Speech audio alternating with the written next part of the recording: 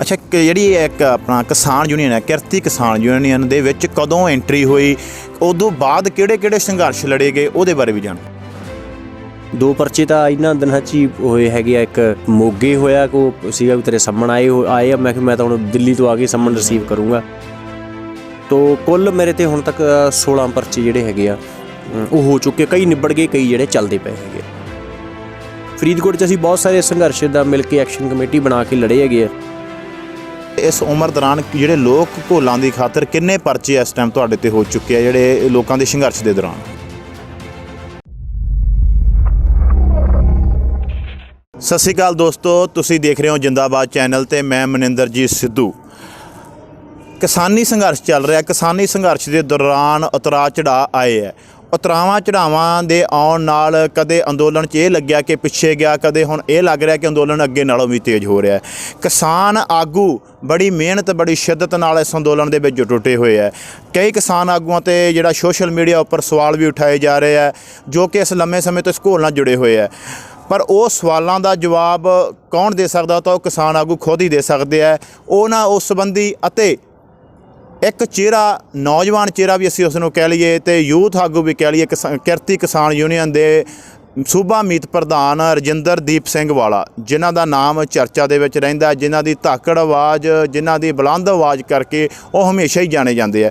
ਉਹਨਾਂ ਨਾਲ ਅਸੀਂ ਗੱਲਬਾਤ ਕਰਾਂਗੇ, ਉਹਨਾਂ ਤੋਂ ਉਹਨਾਂ ਦੇ ਜੀਵਨ ਬਾਰੇ, ਕਿਸ ਤਰੀਕੇ ਨਾਲ ਉਹਨਾਂ ਨੇ ਸੰਘਰਸ਼ ਲੜੇ, ਕਿਹੜੇ ਸੰਘਰਸ਼ ਲੜੇ, ਕਿਵੇਂ ਉਹ ਸੰਘਰਸ਼ਾਂ ਦੇ ਮੋੜ ਵੱਲ ਆਏ, ਕੀ ਉਹਨਾਂ ਦੀ ਪਿਛੋਕੜ ਹੈ, ਉਹਦੇ ਬਾਰੇ ਸਾਰੀ ਵਿਚਾਰ ਚਰਚਾ ਕਰਾਂਗੇ। ਸਵਾਗਤ ਹੈ ਤੁਹਾਡਾ ਜੀ। ਸ਼ੁਕਰੀਆ ਵੀਰ ਜੀ। ਪਹਿਲਾ ਸਵਾਲ, ਜਿਸ ਤਰ੍ਹਾਂ ਮੈਂ ਕਿਹਾ ਕਿ ਅਸੀਂ ਤੁਹਾਡੇ ਤੋਂ ਜਾਣਨਾ ਚਾਹੁੰਦੇ ਹਾਂ, ਕਦੋਂ ਤੋਂ ਤੁਸੀਂ ਇਹ ਸੰਘਰਸ਼ਾਂ ਦੇ ਵਿੱਚ ਆਏ ਹੋ? ਕਦੋਂ, ਕਿਹੜੀ ਪਹਿਲੀ ਮੂਵਮੈਂਟ ਸੀ, ਕਿਹੜੀ ਤੁਹਾਡੀ ਪਹਿਲੀ ਜਥੇਬੰਦੀ ਸੀ ਜਦੋਂ ਤੁਸੀਂ ਇਹ ਸੰਘਰਸ਼ਾਂ ਦੇ ਲੜ ਲੋਕ ਜਿਹੜੇ ਘੋਲਾਂ ਦੇ ਵਿੱਚ ਕੁੱਦੇ? ਮੈਂ ਜਦੋਂ +1 'ਚ ਪੜ੍ਹਦਾ ਸੀਗਾ, ਹਾਂਜੀ, ਤਾਂ ਉਦੋਂ ਮੈਨੂੰ ਜਿਹੜਾ ਸੀਗਾ ਪੜ੍ਹਨ ਲਿਖਣ ਦਾ, ਲਿਟਰੇਚਰ ਦਾ ਜਾਂ ਹੋਰ ਸਾਰਾ ਸੀਗਾ ਉਹਦਾ ਸ਼ੌਂਕ ਜਾਗਿਆ।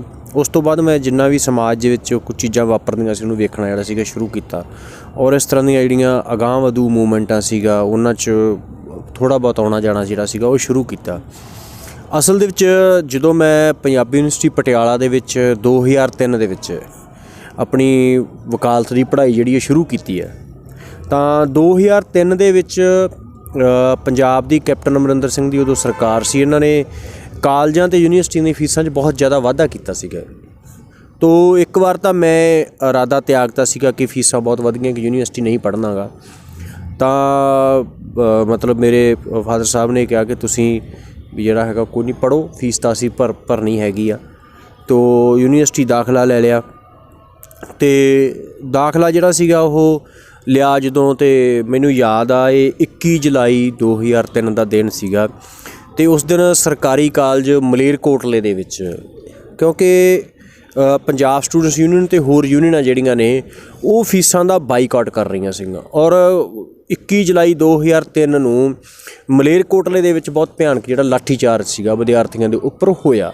ਔਰ ਉਸ ਦਿਨ ਹੀ ਪੰਜਾਬੀ ਯੂਨੀਵਰਸਿਟੀ ਦੇ ਵਿੱਚ ਪਹਿਲੀ ਵਾਰੀ ਜਿਹੜੀ ਸੀ ਵਿਦਿਆਰਥੀਆਂ ਨੇ ਜਿਹੜੀ ਰੈਲੀ ਸੀ ਕੱਢੀ, ਉਦੋਂ ਫੀਸਾਂ ਐਜੀਟੇਸ਼ਨ ਦੀ ਸ਼ੁਰੂਆਤ ਜਿਹੜੀ ਸੀ ਉੱਥੇ ਹੋਈ ਸੀਗੀ। ਠੀਕ ਹੈ। ਤੋ ਮੈਂ ਅਜੇ ਦਾਖਲਾ ਹੋਏ ਨੂੰ ਮੈਨੂੰ ਕੁਛ ਦਿਨ ਹੀ ਹੋਏ ਸੀ, ਉੱਥੇ ਗਿਆ ਅਤੇ ਥੋੜ੍ਹਾ ਬਹੁਤ ਬੋਲ ਲਈਦਾ ਸੀ। ਮੈਂ ਕਿਹਾ ਵੀ ਮੈਨੂੰ ਵੀ ਗੱਲ ਰੱਖਣ ਦਾ ਮੌਕਾ ਦਿੱਤਾ ਜਾਵੇ, ਮੈਨੂੰ ਵੀ 2 ਮਿੰਟ ਗੱਲ ਰੱਖਣ ਦਾ ਮੌਕਾ ਦਿੱਤਾ ਗਿਆ। ਔਰ ਉੱਥੇ ਜਦੋਂ ਬੋਲੇ ਕੁਛ ਕਲਾਸਮੇਟ ਮੇਰੇ ਜਾਂ ਹੋਰ ਮੈਨੂੰ ਜਾਣਨ ਲੱਗ ਗਏ ਵੀ ਇਹ ਵੀ ਉੱਥੇ ਬੋਲਿਆ, ਤਾਂ ਇਹ ਲਾਠੀਚਾਰਜ ਹੋਇਆ। ਉਸੇ ਦਿਨ ਸ਼ਾਮ ਨੂੰ ਹੀ ਕੈਪਟਨ ਅਮਰਿੰਦਰ ਸਿੰਘ ਦੀ ਸਰਕਾਰ ਨੇ ਜਿੰਨੀਆਂ ਕਾਲਜਾਂ ਦੀਆਂ ਫੀਸਾਂ 'ਚ ਵਾਧਾ ਹੋਇਆ ਸੀਗਾ ਉਹ ਸਾਰੀਆਂ ਫੀਸਾਂ ਦਾ ਵਾਧਾ ਵਾਪਸ ਲੈ ਲਿਆ। ਤਾਂ ਪਰ ਪੰਜਾਬੀ ਯੂਨੀਵਰਸਿਟੀ ਦੀ ਜਿਹੜੀਆਂ ਫੀਸਾਂ ਵਧੀਆਂ ਸੀ ਉਹਦਾ ਵਾਧਾ ਵਾਪਸ ਨਹੀਂ ਲਿਆ। ਤਾਂ ਉਹ ਜਿਹੜਾ ਪੰਜਾਬ ਦੇ ਕਾਲਜਾਂ 'ਚ ਸੰਘਰਸ਼ ਸੀਗਾ ਉਹ ਚੱਲ ਰਿਹਾ ਸੀ, ਉਹ ਜਦੋਂ ਜੇਤੂ ਹੋ ਗਿਆ ਅਤੇ ਉਸ ਤੋਂ ਬਾਅਦ ਸਿਰਫ ਪੰਜਾਬੀ ਯੂਨੀਵਰਸਿਟੀ ਰਹਿ ਗਈ। ਅਤੇ ਉਹ ਤੋਂ ਬਾਅਦ ਪੰਜਾਬੀ ਯੂਨੀਵਰਸਿਟੀ ਦੇ ਵਿੱਚ ਅੰਦੋਲਨ ਜਿਹੜਾ ਸੀਗਾ ਉਹ ਭਖ ਗਿਆ। ਤਾਂ ਮੈਂ ਉਦੋਂ ਪਹਿਲਾਂ SFI ਇੱਕ ਵਿਦਿਆਰਥੀ ਜਥੇਬੰਦੀ ਰਹੀ, ਮੈਂ ਉਹਦੇ 'ਚ ਕੁਛ ਦਿਨ ਉਸ ਐਜੀਟੇਸ਼ਨ ਦੌਰਾਨ ਜਿਹੜਾ ਉਹਦੇ 'ਚ ਕੰਮ ਕੀਤਾ। ਹਾਂਜੀ। ਉਸ ਤੋਂ ਬਾਅਦ ਮੈਂ ਪੰਜਾਬ ਸਟੂਡੈਂਟਸ ਯੂਨੀਅਨ ਦੇ ਵਿੱਚ ਜਿਹੜਾ ਸੀਗਾ, ਪੰਜਾਬ ਸਟੂਡੈਂਟ ਯੂਨੀਅਨ ਦੇ ਕੰਮ ਢੰਗ ਤੋਂ ਪ੍ਰਭਾਵਿਤ ਸੀਗਾ, ਅਤੇ ਮੈਂ ਪੰਜਾਬ ਸਟੂਡੈਂਟ ਯੂਨੀਅਨ ਦਾ ਜਿਹੜਾ ਸੀਗਾ ਉਹ ਮੈਂਬਰ ਬਣ ਗਿਆ। ਉਸ ਐਜੀਟੇਸ਼ਨ ਦੇ ਦੌਰਾਨ ਮਤਲਬ ਬਹੁਤ ਕੁਝ ਸਿੱਖਣ ਨੂੰ ਮਿਲਿਆ। ਇਹ ਗੱਲ ਲਗਭਗ 22 ਸਤੰਬਰ 2003 ਦੀ ਮੈਨੂੰ ਉਹ ਵੀ ਡੇਟ ਯਾਦ ਆ, ਕਿਉਂਕਿ ਮੇਰੀ ਪਹਿਲੀ ਜ਼ਿੰਦਗੀ ਦਾ ਸੰਘਰਸ਼ ਸੀਗਾ ਜਿਹੜਾ ਸਫਲ ਹੋਇਆ।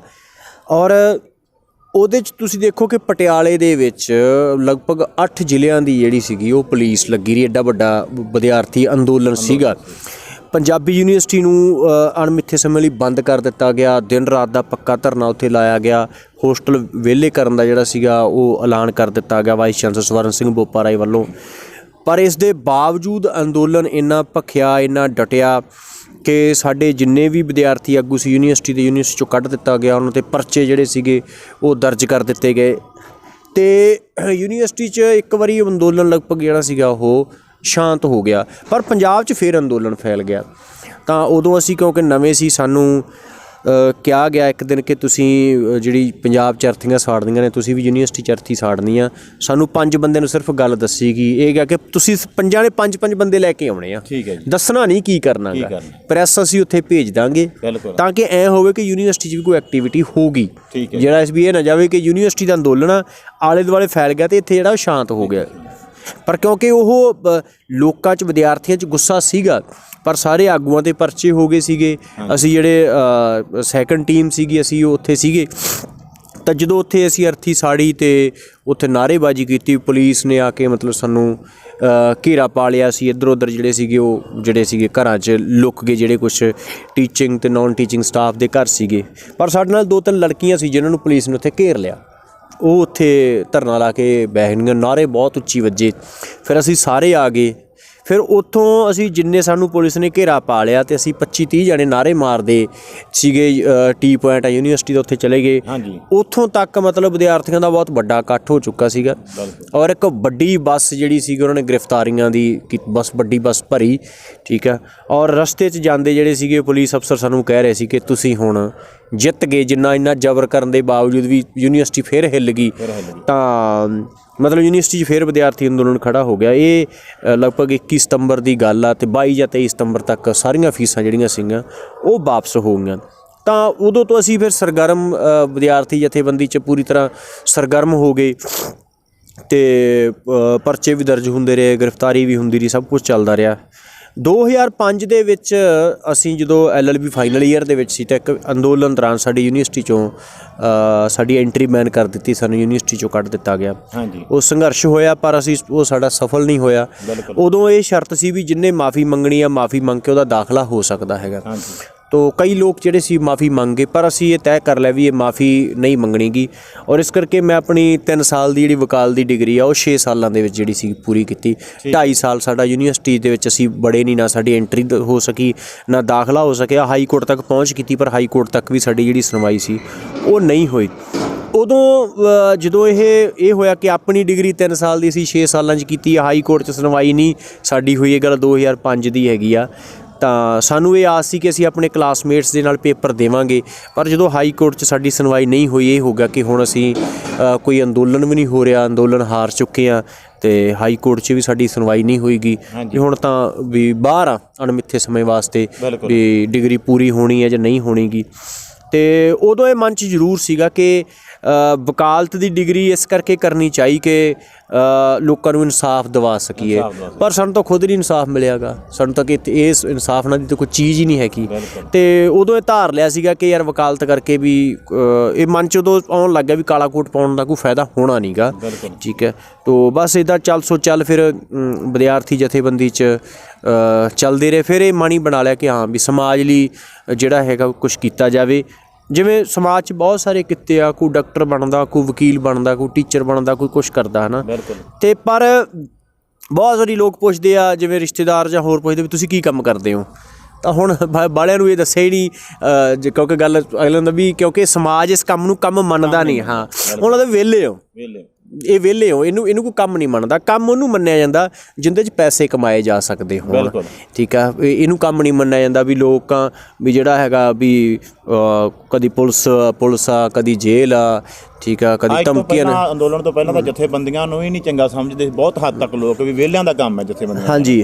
ਤਾਂ ਉਹ ਫਿਰ ਇਹ ਹੋ ਗਿਆ ਕਿ ਇਹ ਵੀ ਇੱਕ ਕਾਰਜ ਆ। ਸਮਾਜ 'ਚ ਡਾਕਟਰ ਬਹੁਤ ਨੇ ਪਰ ਬਿਮਾਰੀਆਂ ਵੱਧ ਰਹੀਆਂ ਨੇ। ਸਮਾਜ 'ਚ ਅਧਿਆਪਕ ਬਹੁਤ ਨੇ ਪਰ ਅਨਪੜ੍ਹਤਾ ਵੱਧ ਰਹੀ ਆ। ਸਮਾਜ 'ਚ ਵਿਗਿਆਨੀ ਬਹੁਤ ਨੇ ਪਰ ਅੰਧ ਵਿਸ਼ਵਾਸ ਵੱਧ ਰਿਹਾ ਹੈਗਾ। ਠੀਕ ਹੈ। ਸਮਾਜ ਨੂੰ ਲੋੜ ਕਿਸ ਚੀਜ਼ ਦੀ ਆ?